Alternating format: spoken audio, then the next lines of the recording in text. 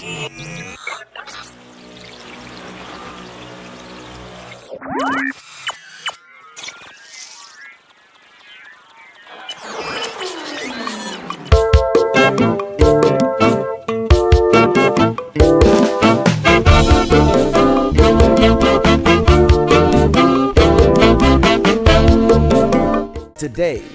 with a population estimated at over 20 million, comprising highly exciting, active, upwardly mobile, and a very accommodating people, particularly a rapidly growing middle class with a high purchasing power, Lagos State is West Africa's most urbanized cosmopolitan, Africa's urban agglomeration, and a global megalopolis.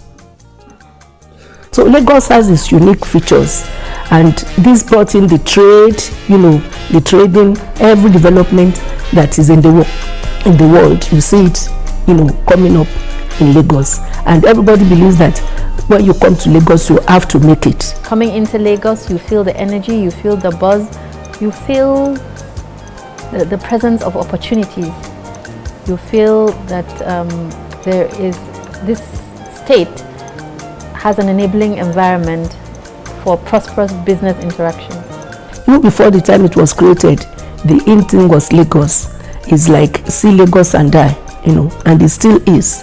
Despite the fact that Abuja is the capital, you can't take anything from Lagos, because God has made Lagos to be Lagos in terms of all the natural endowments. There's even no basis of making comparisons, because it's by far larger than the second that will want to rank any other state that will rank second. The distance is quite afar. So to the extent that we manage the immigrant population of Lagos, I think we did a good job, because we provided an environment in which so many people thrived, irrespective of where you came from. The important thing was, did you feel Lagos at heart? Did you feel Lagos as your home? Did you feel Lagos as a place you could protect? Did you feel Lagos as a place you could contribute to? And all those who take those answers positively found a place where their full ambitions were met and realized successfully. Instructively, the story of Lagos is not only about the big individuals or corporations, but also about everyday people, those in offices, factories, construction sites, markets, and shopping malls, including the ones hustling on the streets, who constitute the major workforce and a ready market for goods and services. We harnessed that immigrant culture. Everybody participated. It wasn't just the indigenes.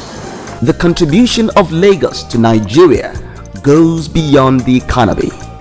The state, from inception till date, has a robust plan for grassroots sports development.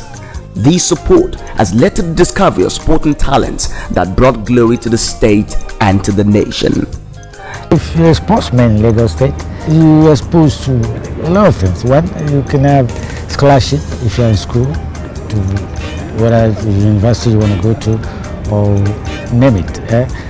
Being a sportsman, you get a job too easily. You are well recognized as a sportsman and sports lady. Look at the deficit of this area now, the stadium you have here. They have pitches for all of us to train. They have Agege Stadium. Lagos State wants to take National Stadium now. And they have all the things like that they're doing. Lagos has recorded tremendous growth and expanded on other fronts. The film, fashion, and entertainment industries have grown so phenomenally, such that the state is being referred to as Africa's emerging entertainment capital. It has become the home of aspiring and established fashion freaks, designers, and entrepreneurs, including film and musical artists. Music industry, film industry is creating jobs. The beauty industry has really improved in terms of what we used to do.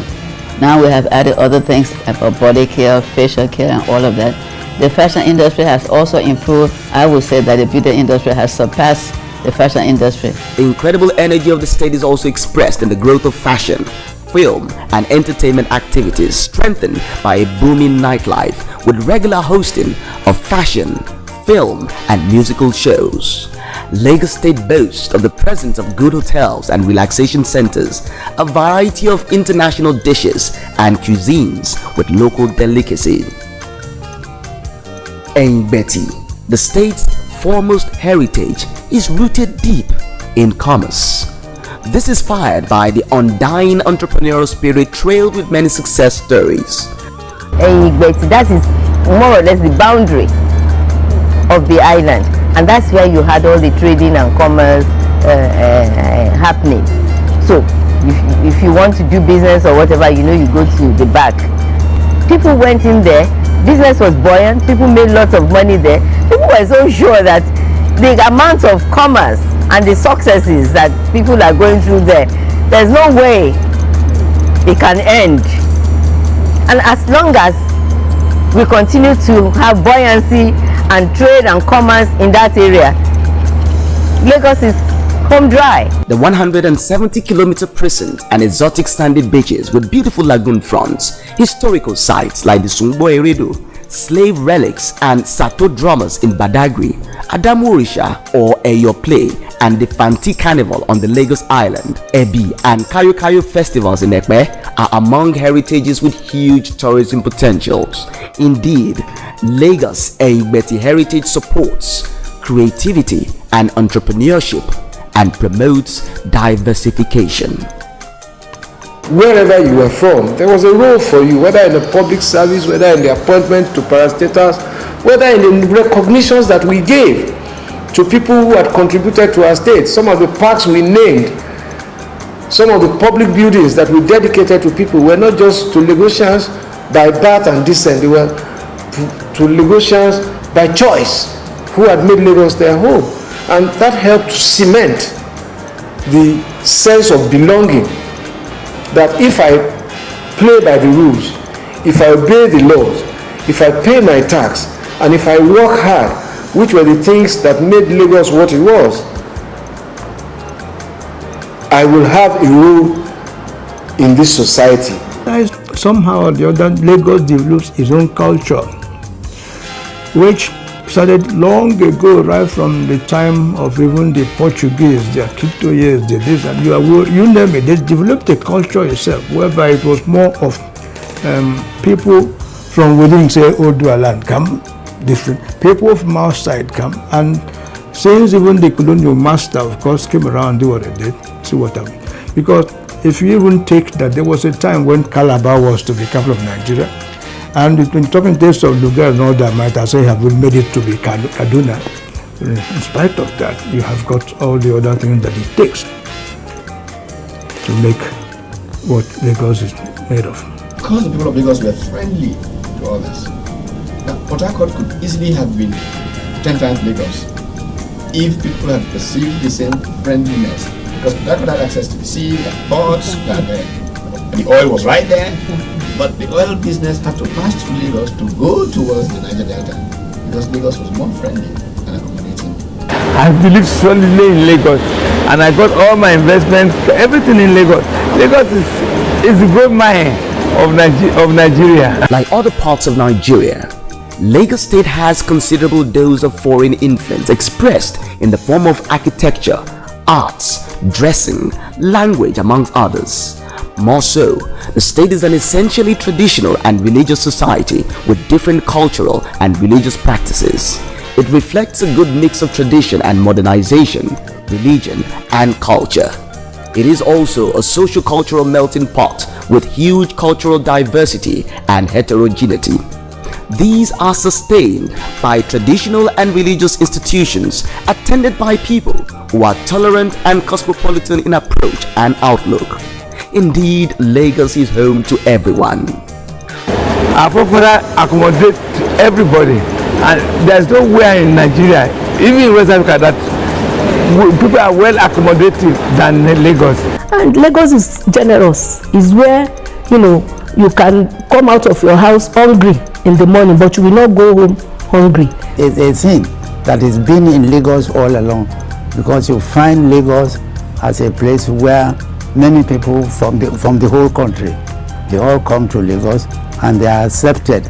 It's a home of hospitality. We receive people with open arms and with joys in our heart. Lagos is a state of religious harmony because since I've been to Lagos, there had never been any crisis between Christians and Muslims, but everybody have been living together in harmony. The average Nigerian is a religious person. I believe the various religious organizations have been satisfying the spiritual needs of the inhabitants of Lagos State. With over a century of occupying a prime position in the national consciousness, 50 years of statehood, and over 26 years after relocation of the federal capital to Abuja, the state remains Nigeria's political heartbeat. Here, the political tunes are set and the pace dictated. With the help of a vibrant press that pricks the conscience of the nation, it is the favorite and commanding place for political meetings, mobilizations, rallies, campaigns, and protests. Events that are usually done with a lot of difference and swag. Simply put, Lagos is where the action is. We are well educated. Yes, we have a superior education system. Our founding fathers were highly educated Nigerians. You have the first newspaper, of blessed memory, Dr. Nnamdi Azikiwe started it here in Lagos. And Bamidele and all his sons were named here. Lagos is a melting point. It's microcosm of what we call Nigeria. And we didn't reverse that. Every election cycle, it's a given that you must calculate, you must put Lagos into your calculation based on its sheer number. From the days of the four civil servants, popularly called the Four Musketeers, through the first civil commissioners and permanent secretaries to what it has become today, the history of Lagos State will be incomplete without the public service, which has grown so phenomenally and is reputed to be the best in Nigeria. When I got in here, like I said, I was lucky to meet relatively, will I say, good civil servants. The civil service was perfect, I must confess. And the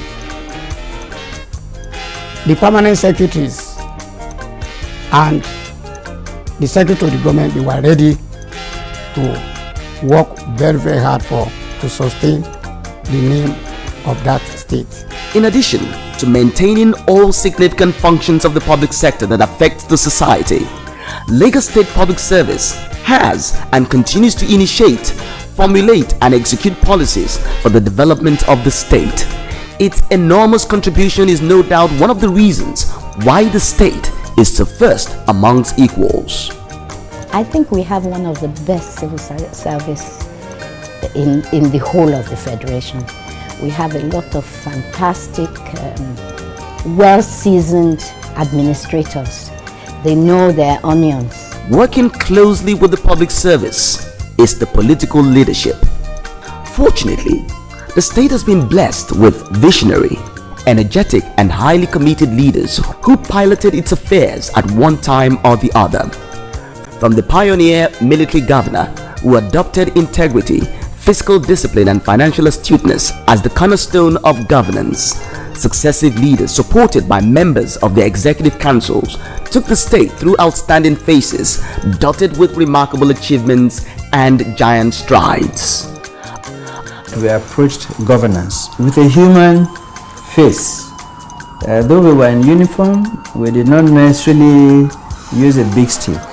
We listened to what people needed or wanted to happen, and we tried to do that. Lagos is a mini Nigeria.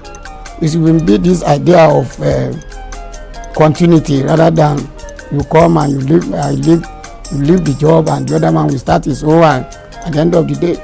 And that has been the problem of the federal government. I think the other should try and learn from Lagos. I left Lagos better than I did, and I think that every government that has come before me has left Lagos essentially better.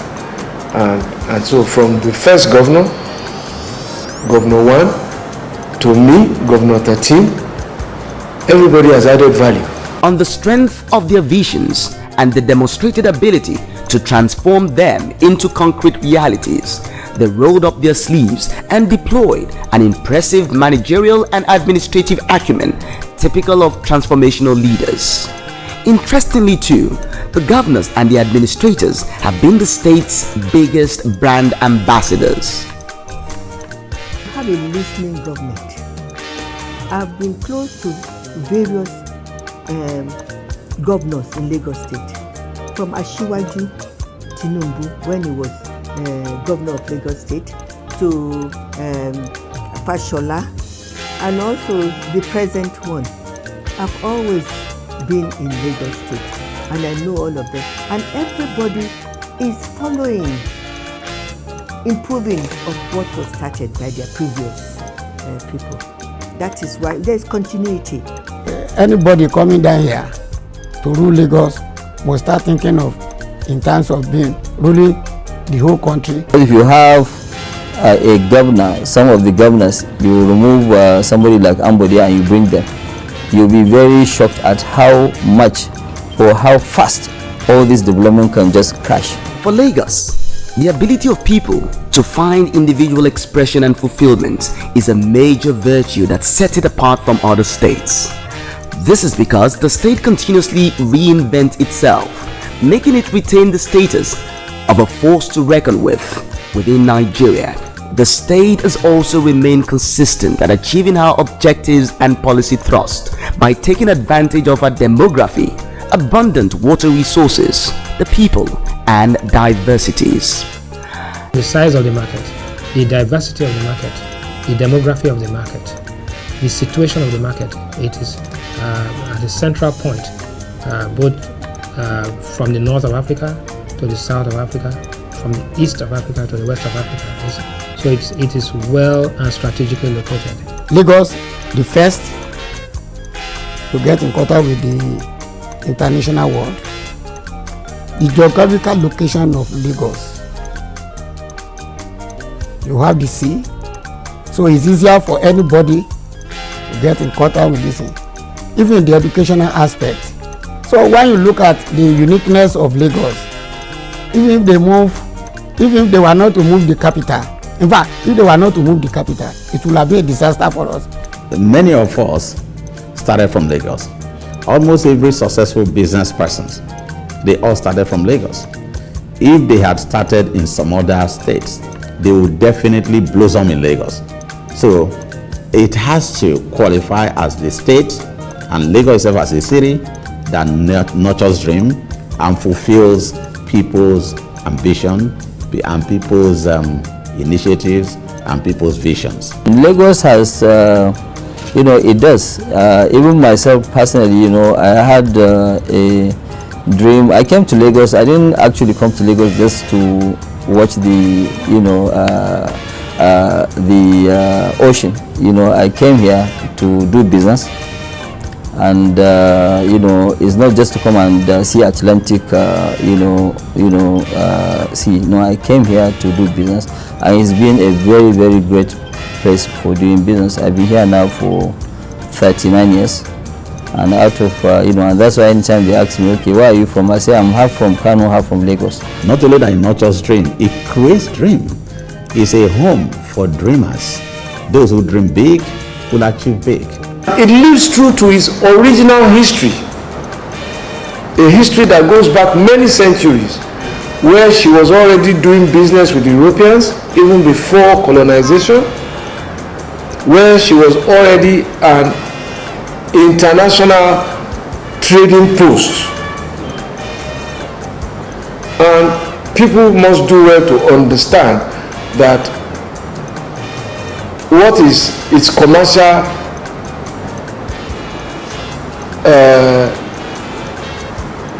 flavor is rooted in its history. It's not a gift of the creation of a state. It is actually the creation of a state that... Lagos ranks with Greater London metropolis, which accounts for almost half of Britain's GDP. It can also be compared to Boston, New York, Washington Corridor, and the Arcadia City in Los Angeles, California, extending to the Silicon Valley, which accounts for at least 1/3 of America's economy. It's become a wonderful city, a city of global, a city-state really, of global reference, international reference. When they benchmark things across the world, you will see that Lagos is always on the benchmark. Lagos remains, as Lagos, forward-looking, economically buoyant, in politics very sound, in fiscal development you can't beat it. It's still very much so, still living to the expectation of the founding fathers. So we had dreams, and the dreams have come true. As one of the fastest growing economies in the world today and the 5th largest in Africa, the Greater Lagos megalopolis is already emerging. The state is bursting beyond its brinks, thus redefining the urban reconfiguration of Nigeria. I keep saying to strategy makers in Lagos, and I've had the good fortune of being involved in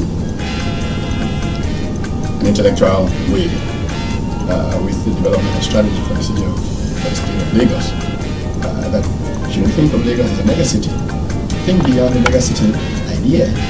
Think of Lagos as a megalopolis, where from here through Ibadan is considered to be one urban center, and you can create in Ogeri a whole new town that is based on Lagos.